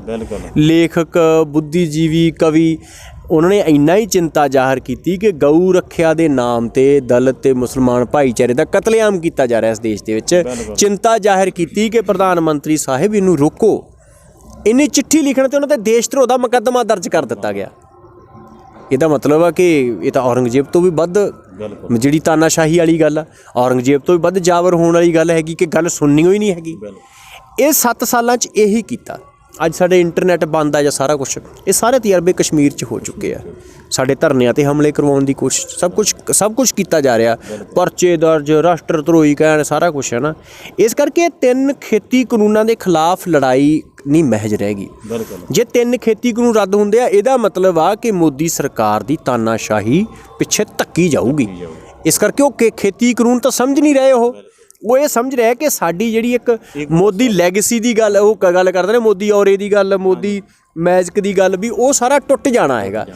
ਇਸ ਕਰਕੇ ਉਹ ਇਸ ਗੱਲ 'ਤੇ ਅੜੇ ਹੋਏ ਆ, ਹਰ ਮਤਲਬ ਹੱਥਕੰਡਾ ਅਪਣਾ ਰਹੇ ਸਕੂਲ ਨੂੰ ਜਿਹੜਾ ਦਬਾਉਣ ਦੇ ਵਾਸਤੇ।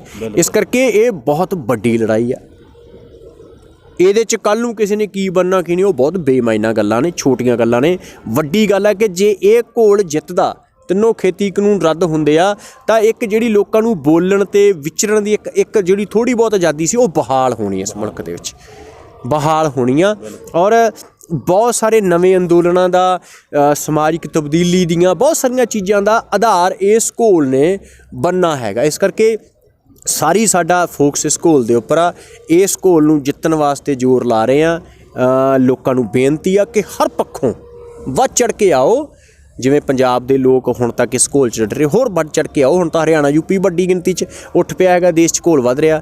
ਇਹਨੂੰ ਆਪਾਂ ਜਿਹੜਾ ਹੈਗਾ ਰੱਦ ਕਰਾਈਏ ਔਰ ਇਹਦੇ ਨਾਲ ਪੰਜਾਬ ਇੱਕ ਨਵੇਂ ਸਵੇਰੇ ਵਾਲੇ ਪਾਸੇ ਜਾਊਗਾ, ਦੇਸ਼ ਇੱਕ ਨਵੇਂ ਸਵੇਰੇ ਵਾਲੇ ਪਾਸੇ ਜਾਊਗਾ। ਹੁਣ ਤੱਕ ਤੁਸੀਂ ਦੇਖ ਲਓ, ਗੰਦੀ ਗਾਇਕੀ, ਕਿਸਾਨਾਂ ਦੀਆਂ ਖੁਦਕੁਸ਼ੀਆਂ, ਚੀਜ਼ਾਂ ਪੰਜਾਬ 'ਚ ਬਹੁਤ ਘੱਟ ਚੁੱਕੀਆਂ ਨੇ।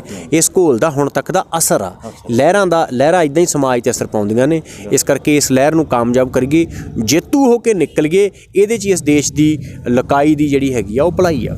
ਆਖਰ ਵਿੱਚ ਨੌਜਵਾਨ ਉਹਨਾਂ ਨੂੰ ਉਹ ਨੌਜਵਾਨ ਜਾਂ ਮੈਂ ਉਹਨਾਂ ਨੂੰ ਇਹ ਨੌਜਵਾਨ ਵੀ ਨਹੀਂ ਮੰਨਦਾ, ਕੁਝ ਮੈਨੂੰ ਲੱਗਦਾ IT ਸੈੱਲ ਦੇ ਹੀ ਬੰਦੇ ਆ ਜਿਹੜੇ ਭੜਕਾ ਰਹੇ ਆ, ਕਦੇ ਕਿਸੇ ਦੇ ਖਿਲਾਫ ਪੋਸਟ ਪਾਉਂਦੇ, ਕਦੇ ਕਿਸੇ, ਉਹਨਾਂ ਨੂੰ ਜ਼ਰੂਰ ਸੁਨੇਹਾ ਦਿਓ ਤੁਸੀਂ। ਉਹਨਾਂ ਨੂੰ ਕੀ ਸੁਨੇਹਾ ਦੇਣਾ, ਉਹ ਲੱਗੇ ਰਹਿਣ ਜੋ ਕਰਦੇ ਆ ਬਸ। ਠੀਕ ਹਾਂ। ਇਹ ਸਨ ਰਜਿੰਦਰਦੀਪ ਸਿੰਘ ਵਾਲਾ ਜੀ, ਜਿਨ੍ਹਾਂ ਨਾਲ ਅਸੀਂ ਉਹਨਾਂ ਦੇ ਪੂਰੇ ਜੀਵਨ ਬਾਰੇ ਗੱਲਬਾਤ ਕੀਤੀ। ਤੁਸੀਂ ਦੇਖੋ ਇੱਥੇ ਬੜਾ ਪ੍ਰਚਾਰਿਆ ਜਾਂਦਾ ਹੈ ਕਿਸਾਨ ਆਗੂਆਂ ਪ੍ਰਤੀ, ਕਿਸਾਨ ਆਗੂਆਂ ਨੂੰ ਕਿਹਾ ਜਾਂਦਾ ਹੈ ਕਾਮਰੇਡ ਹੈ, ਇਹ ਸੋਚਦੇ ਆ। ਤਾਂ ਮੈਂ ਅਪੀਲ ਕਰਨੀ ਚਾਹੁੰਦਾ ਆਪਦੇ ਚੈਨਲ ਰਾਹੀਂ ਵੀ ਇਹ ਕਹਿਣਾ ਕਿ ਲੋਕ ਜਿਹੜੇ ਕੋਈ ਵੀ ਲੋਕ ਆਗੂ ਆ, ਜਿਹੜੇ ਕਿਸਾਨ ਆਗੂ ਆ, ਉਹਨਾਂ ਦਾ ਜੀਵਨ ਜ਼ਰੂਰ ਦੇਖੋ, ਉਹਨਾਂ ਦਾ ਪਿਛੋਕੜ ਜ਼ਰੂਰ ਦੇਖੋ ਕਿ ਉਹਨਾਂ ਨੇ ਕੀ ਘੋਲ ਲੜੇ ਆ, ਕੀ ਉਹਨਾਂ ਨੇ ਪ੍ਰਾਪਤੀਆਂ ਕੀਤੀਆਂ, ਕਿਹੜੀਆਂ ਉਹਨਾਂ ਨੇ ਲੋਕ ਹਿੱਤ ਦੀਆਂ ਗੱਲਾਂ ਕੀਤੀਆਂ। ਉਹਨੂੰ ਜਾਣੇ ਬਿਨਾਂ ਕਿਸੇ ਨੂੰ ਵੀ ਕਿਸੇ ਵੀ ਤਰੀਕੇ ਦੇ ਨਾਲ ਸੋਸ਼ਲ ਮੀਡੀਆ ਦੇ ਉੱਤੇ ਜਾਂ ਵੈਸੇ ਟੈਗ ਲਗਾ ਦੇਣੇ ਸਹੀ ਨਹੀਂ ਹੈ। ਇਹ ਕਿਸਾਨੀ ਅੰਦੋਲਨ ਨੂੰ, ਕਿਸਾਨੀ ਘੋਲ ਨੂੰ ਢਾਹ ਲਾਉਣ ਵਾਲੀਆਂ ਗੱਲਾਂ ਹੈ। ਜੇਕਰ ਅਸੀਂ ਪੰਜਾਬ ਵਿੱਚ ਰਹਿੰਦੇ ਅਜਿਹੀਆਂ ਗੱਲਾਂ ਕਰਾਂਗੇ ਤਾਂ ਇਹ ਸਾਡੇ ਘੋਲ ਨੂੰ ਪਿੱਛੇ ਖਿੱਚਣਗੀਆਂ। ਸਾਡੇ ਆਗੂਆਂ ਦੀ ਅਸੀਂ ਗੱਲਬਾਤ ਕੀਤੀ, ਉਹਨਾਂ ਦੇ ਜੀਵਨ ਬਾਰੇ ਦੇਖਿਆ, ਕਿਵੇਂ ਉਹਨਾਂ ਨੇ ਸਟੂਡੈਂਟ ਯੂਨੀਅਨ ਦੇ ਵਿੱਚ ਕੰਮ ਕੀਤਾ, ਕਿਵੇਂ ਉਹਨਾਂ ਨੇ ਸ਼ਰੂਤੀ ਵਰਗਾ ਕਾਂਡ ਲੜਿਆ। ਜਿਹੜੇ ਫਰੀਦਕੋਟ ਜਾਂ ਉਸਦੇ ਆਸ-ਪਾਸ ਦੇ ਲੋਕ ਆ ਉਹਨਾਂ ਨੂੰ ਉਹ ਕਾਂਡ ਬਾਰੇ ਪਤਾ, ਕਿਵੇਂ ਉਹਨਾਂ ਨੂੰ ਜਸਪਾਲ ਕਾਂਡ ਬਾਰੇ ਜਿਹੜਾ ਲੜੇ, ਤੇ ਉਸ ਤੋਂ ਬਾਅਦ ਜਿਹੜਾ ਹੁਣ ਇਹ ਕਿਸਾਨੀ ਅੰਦੋਲਨ ਹੈ ਇਹਦੇ ਵਿੱਚ ਵੀ ਪਹਿਲੇ ਦਿਨ ਤੋਂ ਡਟੇ ਹੋਏ ਆ। ਕੈਮਰਾ ਪਰਸਨ ਲੈਮਨਦੀਪ ਦੇ ਨਾਲ ਮਨਿੰਦਰਜੀਤ ਸਿੱਧੂ, ਜਿੰਦਾਬਾਦ ਚੈਨਲ, ਸਿੰਘੂ ਬਾਰਡਰ।